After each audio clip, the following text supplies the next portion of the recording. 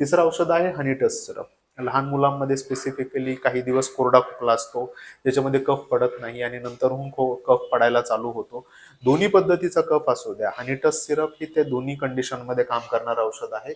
घशामध्ये etching होत आहे, घशामध्ये टोचल्यासारखं होत आहे, गिळताना त्रास होतोय, खाण्याची इच्छा होत नाहीये, घसा लाल झालेला आहे, या कंडिशनमध्ये हनीटस सिरप तुम्ही वापरू शकता.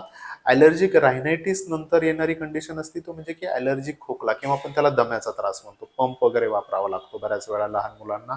अशा कंडिशनमध्ये तुम्ही हनीटस सिरप त्यांना देऊ शकता. डोसेस थोडेसे हाय द्यावे लागतात, पण खोकला कमी व्हायला किंवा दम कमी लागायला मदत होते.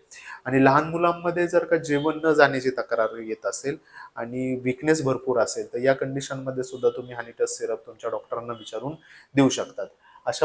याचा डोस जो आहे हा साधारणतः 5 ml पासून 15 ml पर्यंत एजनुसार व्हॅरी करावा लागतो. अशा पद्धतीने ही 3 बेसिक आयुर्वेदिक औषधं